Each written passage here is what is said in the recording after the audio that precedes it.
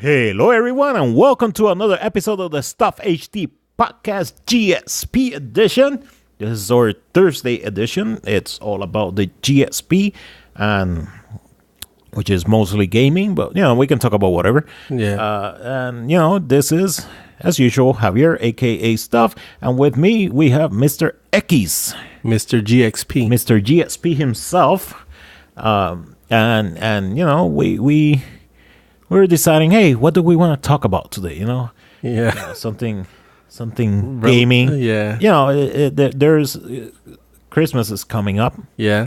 So there should be some stuff to buy video gamers, and it's not always about the games. Although there's probably some games that people should consider, and we can probably talk about those in a little bit. But first, let's talk about the other part of video gaming that people don't usually think about, which is the accessories. Yes. Yeah, like whether, how relevant they are. Sometimes they're like very helpful, and sometimes they're just useless cash grabs, Yeah.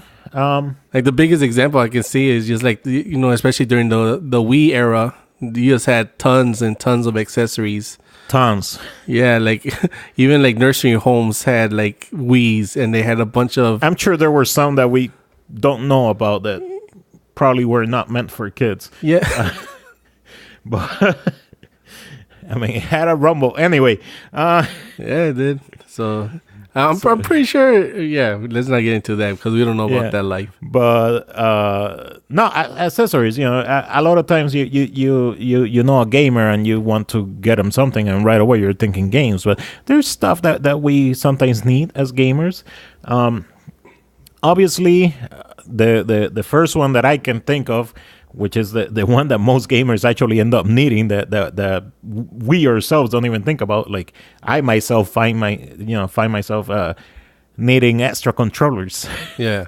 And I never buy them, and I don't know why, but I have a bunch of games that I would love to play, with multiple people. Like on our Friendsgiving Day, we're playing some fighting games over here, and we just had to take turns because I only have one Xbox 360 controller or Xbox One controller.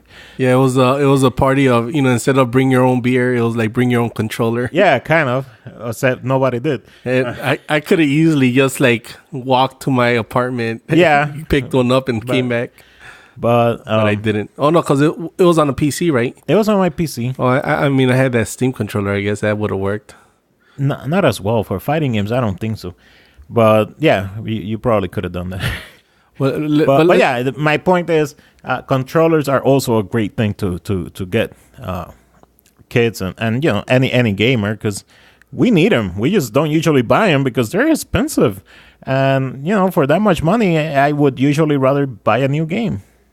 Yeah, and now like everything is wireless. But you just imagine like back in the day when you could only hook up a maximum of two, like especially in the PlayStation 2, the first one. Yeah. PlayStation 1, you can only hook up two controllers, and if you wanted a party, you had to get that accessory to make to be able to plug in four controllers, and I think that's why like the N64 was like so good, because it came out of the box with four slots for plugins. I don't even know how many you can plug in nowadays. Yeah, I mean, not plug, but connect. Like I think most. I'm assuming you can do two easily. Yeah, I would like to think that you can do more, but I've never. Yeah, we never had more than two people that want to play. Yeah, so, but yeah, controllers. Let's see. Well, let's take it back. Like, what's the first accessory that you remember having? Like, for example, the first video game system I had was the Nintendo, the regular OG NES, but we had the one with the little gun, the orange gun, the zapper for duck hunt. See, I don't count that as an accessory because it came with mine. So yeah, well, yeah, it came with it, but like I never heard about Rob the Robot until like recently. Oh yeah. Like I never had that one, so like I never had that. That's an accessory. It's funny because if I see Rob the Robot, I can usually recognize him if I don't confuse him with Wally. Yeah, they do look the same. But I never played any of the games, and to be honest, I'm not totally sure what it did. Like I've seen videos that explain it, and I'm still not sure what it did. Yeah, like the video game nerd. He did an episode. You know how he does his production, where he's like a storyline and stuff. Like, but it was pretty funny because it is a pretty pointless thing because it's something that you could easily just give to your little brother or something to help you. So that robot took so long to the game it came with. I think it was only like 2 or 3 games that was compatible with it, and it was kind of like I guess if you didn't have any friends, you had a companion to play with. I mean, it whatever it did, it was good enough that it helped Nintendo rebirth the gaming industry. So thank you, Rob the Robot, for that, I guess. Yeah, and especially since I guess they were gearing the Nintendo more of a toy than actual gaming system. So that kind of it made it look not so scary to people. Yeah, like, oh, video games, what is this? Yeah. But I remember like the NES, I never had this either, but I remember going to like people's houses and they had it. Was that little floor mat that had a bunch of colors and you're supposed to like run. Yeah. It was like for like a running game. I'm like, man, I don't want that. I don't want to actually run in real. Like, if I wanted to run, I could just go outside and run. Nintendo has been trying to get us to exercise. Yeah, that was all development for the Wii. Yeah. I'm trying to think of actual accessories like other than controllers and power adapters and stuff like that, or like carrying cases. The earliest one, I'm not totally sure it is the first one that I used, but the first one that comes to my mind anyway is the Game Genie. Oh, okay, yeah. I never had one, but like I always had like. And people I want to had say it. I don't even remember if I had the NES one. For sure, I remember having an SNES one, and I used to love that thing, because again, I was never that good. I've always liked video games, but I've never been that good. So being able to use those cheat codes, it was fun. It made the games more fun. Yeah. Would you consider strategy guides accessories? Like, I don't know. Like, I remember, like, back when, the libraries, before pre-internet days, I would go to Central Library because this was the only library that had this book. It was a book full of codes and cheats. So you would go, they was like codes and cheats for the Sega Genesis. And I would go there and just, like, rent the game and just try to use the codes just so I could actually beat the game before I had to return it for the rental.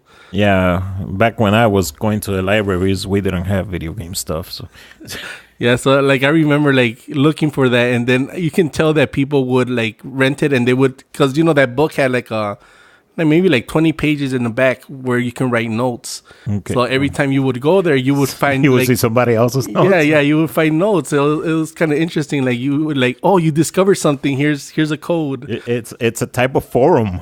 Yeah, it was. It was a forum that you would leave comments on the notes. Like, yeah, your notes suck. Yeah, trolls. The beginning of trolls. But yeah, like I remember always going to the library. Like sometimes I'm like, man, I should go there to see if they still had that book. Yes, or you should go there to see if it's still there. I know that. So I remember like getting a lot of strategy guides, especially in the N64 era. I used to get a lot of strategy guides because like, you didn't have internet, or if I did, it was 56K. It was dial up, so that was kind of like not as reliable, but I would get strategy guides all the time, you know. Technically, and I don't know if this counts as an accessory. I guess it kind of does. My name stuff comes from an accessory because it comes from the S-band modem. Okay, yeah, it's an accessory. Yeah, it kind of is. I mean, it had an operating system. Not an operating system, but it had it was kind of like a game, but it was extra. Yeah. So that was just a platform where you could use it to play online with other people for the NES. I mean SNES and Genesis also. Basically, I remember it had like Mortal Kombat, Street Fighter, and I don't know what other game. And playing online sucked because it kept freezing. It wasn't very good. But we were able to we figured out a way to kind of like, I don't want to say hack, but I don't know what other word to use, hack it so we could update our profiles and put information every day without having to pay for it. So, that's what people were doing. They were putting information that they would get from magazines. This was back in the thing had like a 33.6 modem. So I didn't have internet. So this was the closest thing I ever had to internet.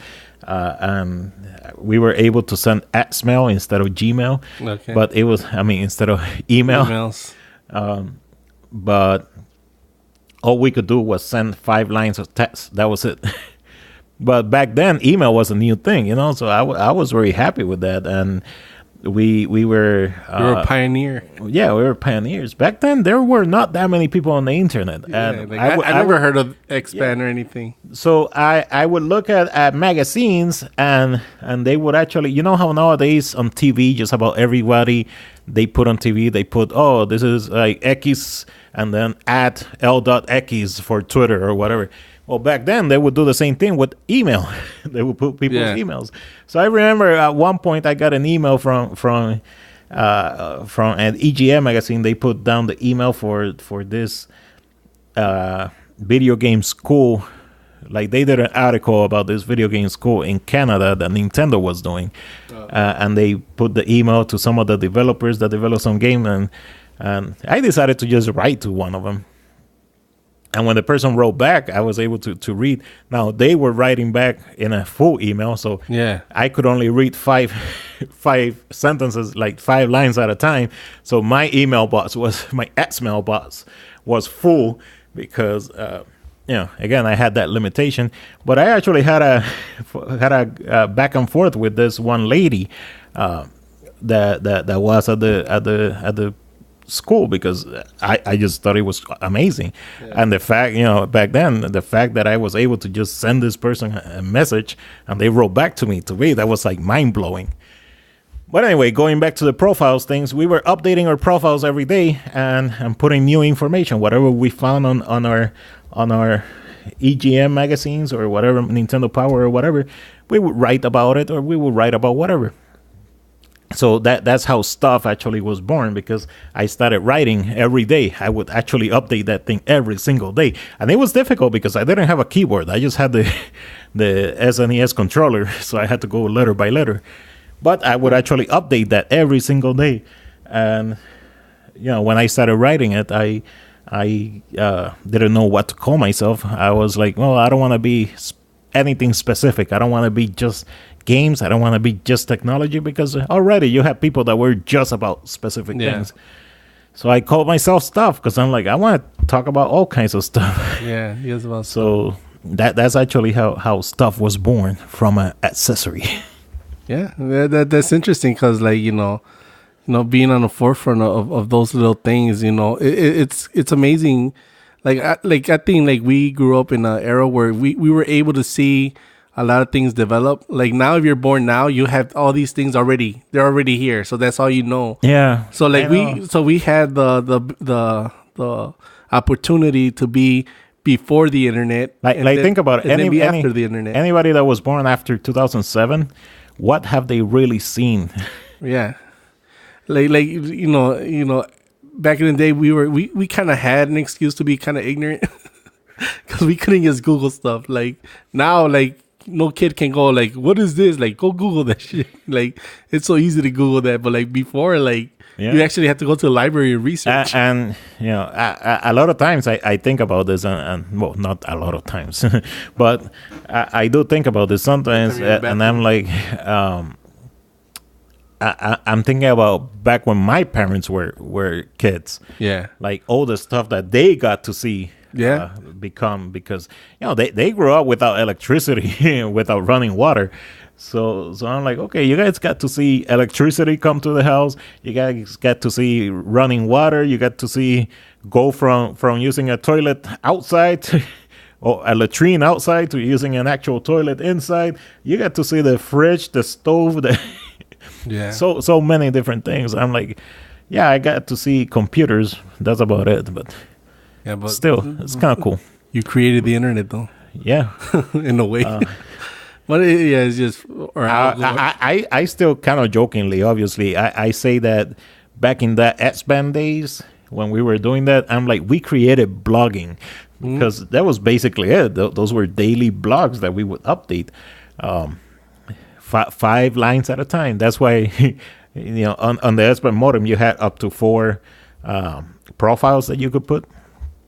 So I had to do stuff 2, stuff 3, so that people could add all 3 of them to their friends list. Yeah. So that they could then continue reading.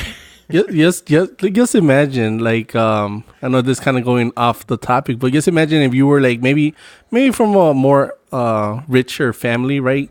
And your family gave you like one of those camcorders with like tapes, back in the day.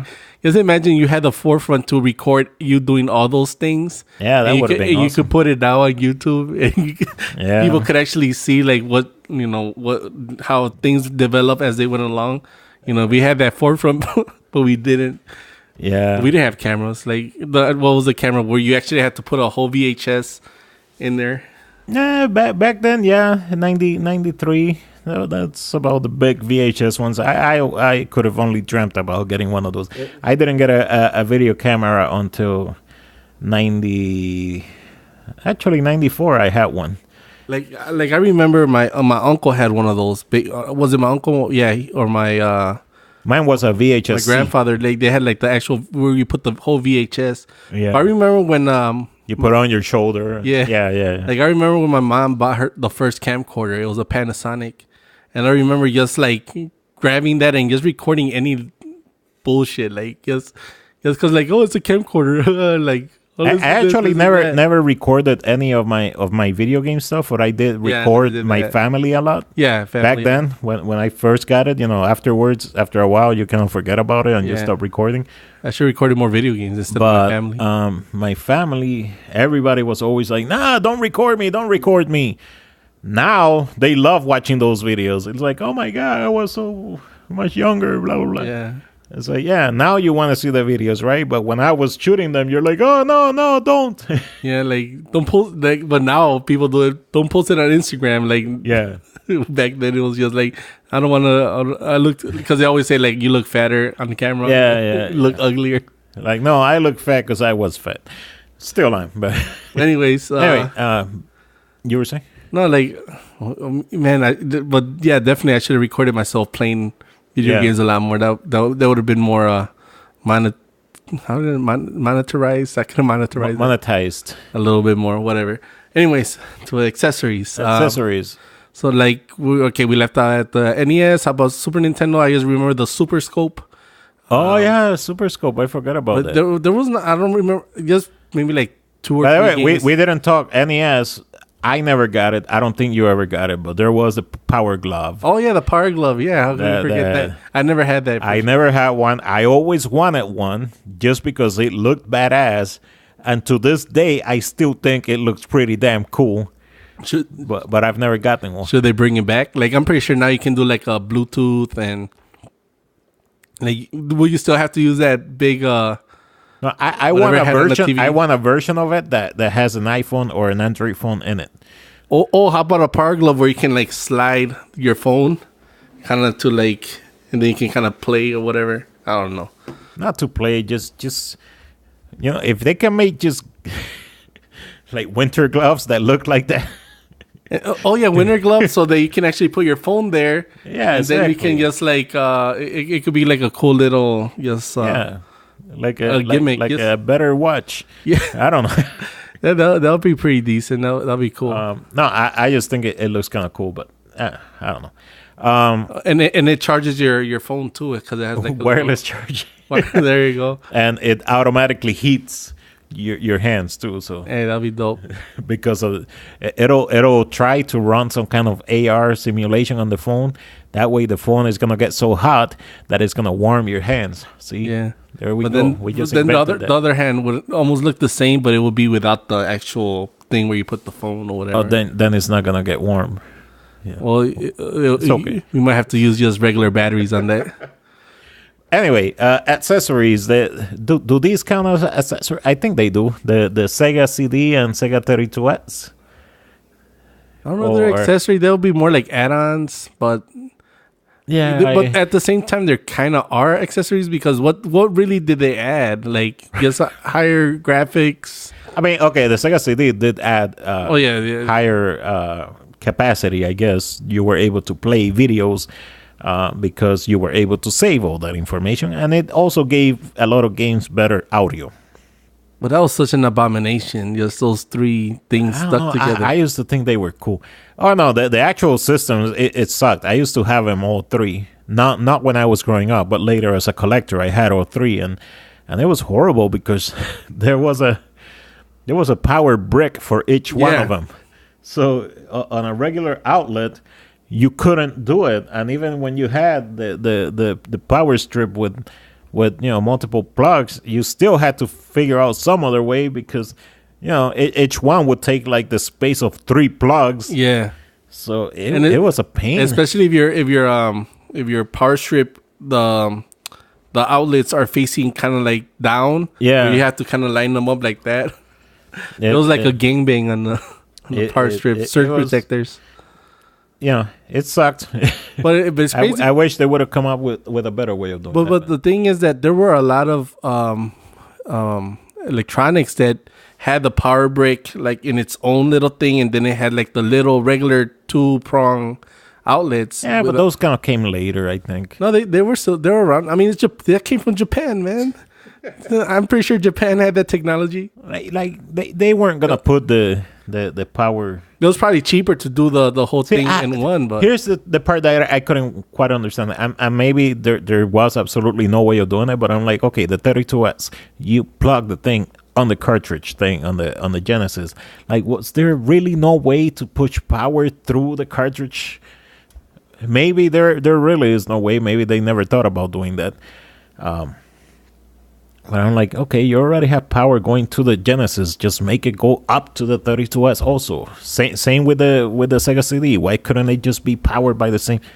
I don't know. Yeah, like what I was thinking is they would have something on the Sega Genesis go up to the 32X, and the 32X itself be a power brick, and then send that one to the wall. We should have been engineers. I know. We would have helped. Sega would still be alive. They would still be alive. We would have never allowed the Dreamcast to assist. No way. I love the Dreamcast. Yeah, but it did kind of kill Sega. Yeah. Also, the fact that their games started to suck. So, like, I saw a video that supposedly it was like the 20-year anniversary of the Dreamcast, like a couple of days ago. Oh, really? Yeah, that's interesting. Cool. Yeah, so it came out in 1998. Hell, if I remember. Yeah, I mean that's 20 years ago, I think, if my math is correct. Yep, 1998. I mean, I might be totally wrong. Maybe you know how sometimes YouTube recommends you videos, but it's like really from a year ago. Maybe that's what happened. But yeah, like other accessories. Yeah, man, the Power Glove. I remember the Power Glove. The Dreamcast, released by Sega on November 27, 1998 in Japan. September 9th, 1999 in North America. September 9th. Oh, so that was like a month ago? So November 27th was Japan, 1998. So 20 years in Japan. Okay, 20 years in Japan. Yeah. Man, but that Dreamcast. But anyways, so was there any other... 20 years, that's a long time. Yeah. I still feel like I could totally pick up some of those Dreamcast games and play them. Like the Dreamcast Soul Calibur, that was pretty badass, Yeah, I mean, graphically, yeah, I remember when you had, all those games, legit games, and I played some of them. I'm like, wow, like this is a Dreamcast, like, yeah, because this was like I already had like the when was this? I don't even remember what year, but like maybe it was like during the GameCube era, and I'm like, these are just like GameCube graphics almost. Yeah, and GameCube came like what 4 or 5 years later, because GameCube came out, I believe, in 2001 or 2002. Let's take a quick look. Keep talking. Yeah, so because I remember watching it, and I'm like, man, like this is like ahead of its time, because GameCube, was what North America 2001.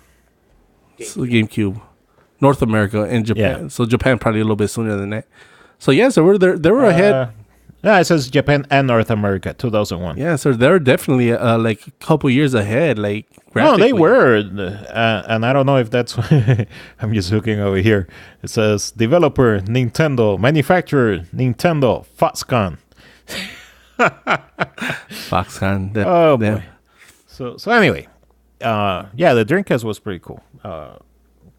But I do wonder if trying to be so far ahead of the game is what killed them. I don't know for a fact. Yeah, because a lot of times when you go too far ahead, like your everything that your development is brand new, the chips, the things, so everything's expensive. Correct. So which is, probably explains what Nintendo does. Nintendo is way behind. Yeah, they're behind. But they're doing okay. Yeah, because they it's almost like when you pick up let's say the GameCube, the early games, and then you compare them to the later games. Like the later games look like so much better because they have all that time to develop. Yeah. But yeah, like I remember talking about the GameCube. I remember one of the accessories that I had was it was like this add-on that goes on the bottom, and it allowed you to play Game Boy games.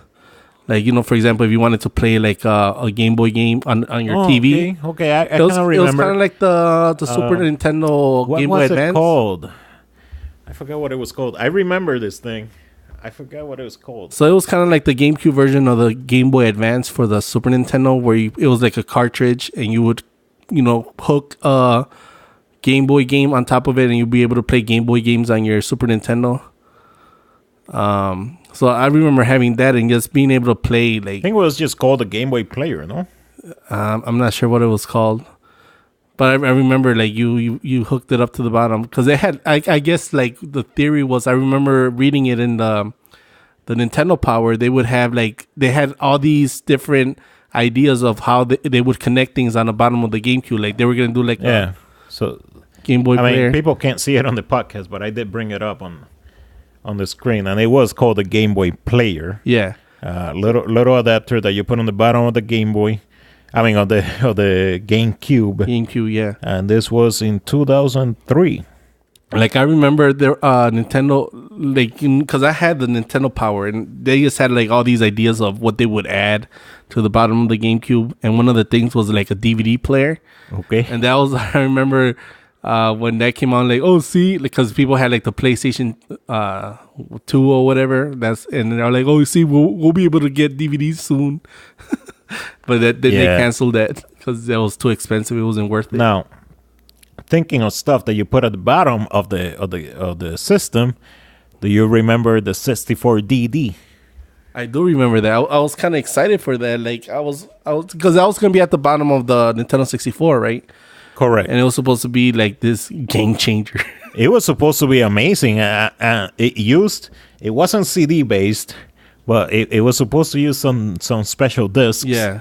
And it sounded amazing. It sounded like we were getting. I don't know if we were supposed to be getting better graphics. Yeah, I think we were supposed to get better graphics just because they had more storage. Yeah. For textures and stuff like that. But also they had all this. I don't know why. I remember that they kept talking about how you could have changes in the environment that would affect other things later in the game. Yeah. So it was pretty ambitious. Did it ever came out in Japan? I think it came out in Japan, but you just never made it. I don't think it ever made it into the U.S. or anywhere else. But yeah, because I remember seeing because there was supposed to be like a Pokemon game that was supposed to be out on that system, and I'm like, oh, we'll be able to get almost like it was supposed to be like a Pokemon RPG. Like I kind of remember reading that, and I was so excited for it.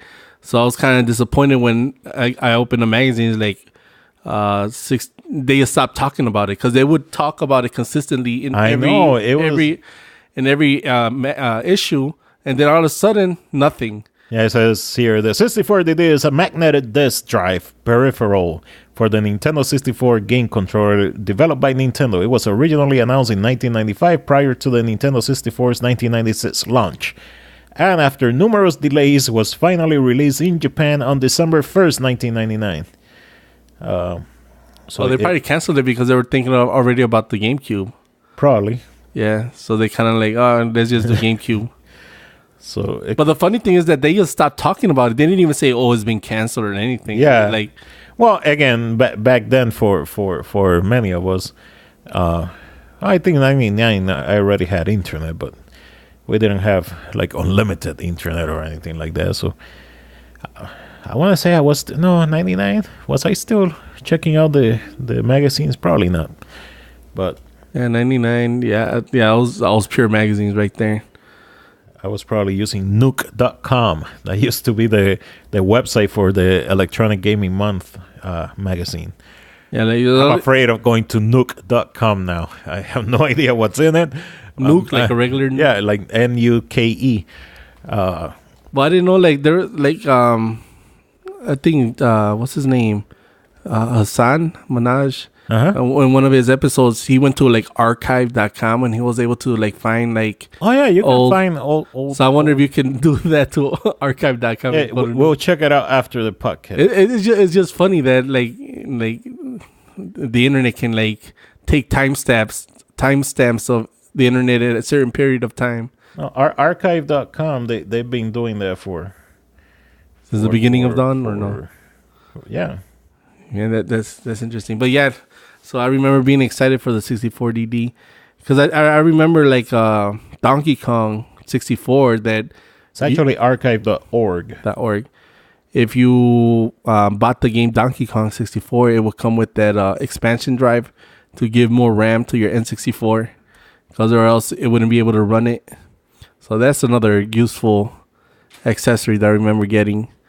I'm just trying to think of other accessories that really, because a lot of like, I don't have a Switch, so I don't know if there's any accessories for the Switch that are useful. On the Wii U, I didn't get anything there. I don't think we mentioned it. Maybe you did. I was just looking up the archive.org for the Game Boy, the little light. Oh yeah, the magnifying glass. Yeah, like that's. You ever get that? Yeah, it's funny because like I remember getting like a kit, so it was a Game Boy cleaner, so you can clean the cartridge slot.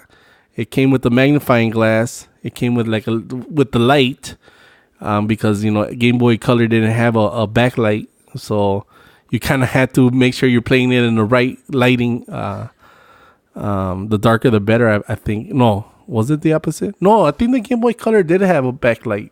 Game Boy Color? I don't know. I think it did. What's color? So I think it did have like a little backlight. I want to say it did. Like at least a dim one.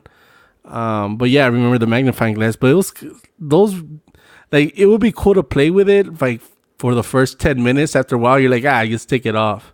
Like it was kind of, it would hurt your eyes. Well, it hurt my eyes. I'm trying to think, like, is there any way that would have felt good? Like, yeah, like I don't know. Definitely, you can't play in the sun because then you'll burn your screen on the Game Boy Color. To my screen? Yeah, and I know it came with something else. But I guess. Oh yeah, it came with So like how the Game Boy in the back had like you would put the batteries. Yes. So when this one you take off the lid. Very, very often. Yes, but this one had a rechargeable battery. Because you would take off the battery and then you would put this. It was like a handle, so you can grip your Game Boy, and it came with like a battery already in there. So you kind of had to put it where the batteries go. Then you would be able to recharge it, and it was like kind of like it kind of looked like like the Nintendo Switch where you put the Joy-Cons. The Joy-Cons, like that actual holder thing. It was kind of one of those for the Game Boy. I don't think it was official Nintendo product, but it was like a Mad Catz or something like that. All right. And then you can just like recharge the battery. By the way, I looked it up, and if you go to archive.org, you can search for Nuke.com, and you will find Nuke Gaming Minute, which was the website for, I don't know if it was for the actual EGM magazine. I used to see it advertised a lot over there. Says, welcome to Nook. Nook features the latest news, reviews, tips, and strategies for video and computer gaming enthusiasts.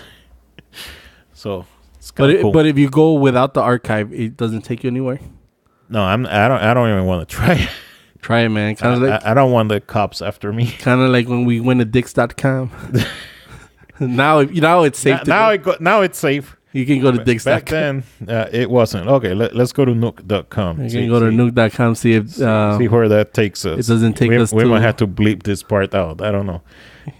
The computer's gonna blow up. Oh, the suspense. Let me try here. The MacBook crashed. We're doing it live. Live, not live. Oh, the suspense is killing me. Giantbomb.com. It just goes to giantbomb.com, and it's like an anime. I don't know what the hell this is. Oh, it's good. It's still gaming related. Look at that. Okay. Giant Bob seems to be some kind of gaming website. So when you put nuke.com, it just sends you there. Kind of like when you go to diapers.com, it sends you to Amazon. Does it? Yeah, because I think that was the John Oliver one. Oh, okay. Diapers.com, because those are good shows to an interesting show. Well, I might have to check out this website at some point. Anyway, accessories anymore that I can think of. There have been so many for the Wii and Wii U. Yeah, like the Wii was the king of it. Like he just has pointed like the steering wheel. The steering wheel. That thing was pointless to me. It was pointless. I'm like it does like.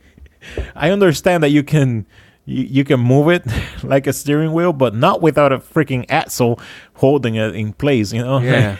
Like it's just dumb. And there's other ones that was a dumb one was accessories for the Wii remote was it was like a tennis racket. So you would put the Wii U on and like you can just swing the controller without the racket. Why do you need something that looks like a racket for? Do you just need something that holds air? Like it's swinging it without that little gravitational.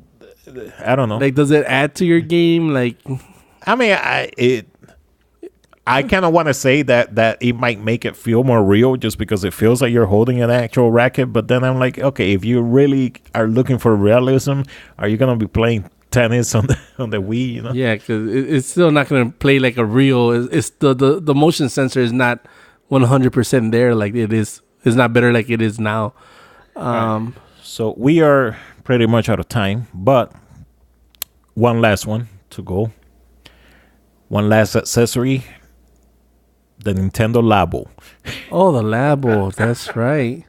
I want to, like, I've seen that in so much. I'm sure that counts. That definitely is an accessory. And I've seen everything, like, the price drop go big time on those. Yeah. I don't think it's selling as much. And I don't really think that Nintendo really cares.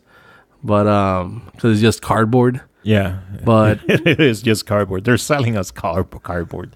I mean, not us because I didn't buy it, but yeah, that like I don't know. Like yeah, like that's like I was never like I when that first was like announced, I had people like on the internet. But I watched people on the internet so excited for it. I'm like, why? Like it doesn't really add too much. I could see some kids getting into it, but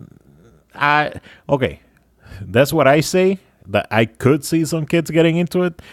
Reality is I haven't seen any kids getting into it, so I don't know. A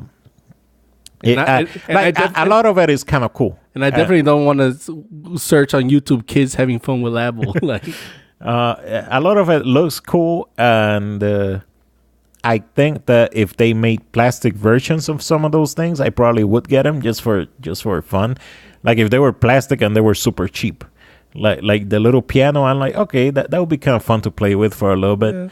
But then it's exactly that for a little bit. So I don't know. But the thing is that they're only specific for those games that it comes with. So it's like, how much are you gonna play with those games? Like if they have. And honestly, I was hoping that the Labo was kind of a test for Nintendo, and maybe it still is a test to see like just how far they could go with the sensors on the Joy controllers, which has been pretty cool. I found some of it to be pretty impressive, but the thing that I was expecting to see was seeing what am I saying?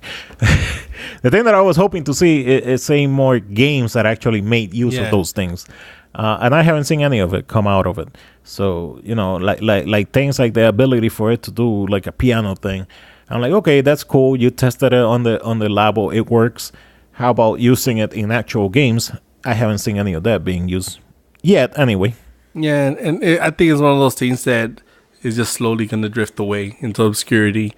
And then they're going to forget like it never existed until they come up with their new gimmick. Exactly. Anyway, we are all out of time. We didn't even talk about amiibos. Yeah. That's a huge one. But anyway, we'll have to leave it for the next one, maybe. Yeah. You guys let us know what you think. Were there any accessories that you're like, how could you forget this? Yeah, send it over. I'm sure there's going to be some that we're going to be like, oh, yeah, how the hell did we forget about? And we'll have a part 2 with actual research. Yeah. No, we won't. Anyway, as usual, this is Stuff. You can follow me on Twitter and Instagram at RealStuffHD. You can also send me email messages at stuffhd.com. You can also visit stuffhd.com for anything related to Stuff HD. And then Equis over here. You can find me at hopefully at Real GXP. Hopefully Mr. GXP, long story. But never happy, right? But yeah, so find me GXP, YouTube coming soon. Coming soon. It's been coming soon for a while, but it'll continue to come soon. Anyway, we're done. We're tired. Yeah. You'll take care. We're out of here. Bye. Good night.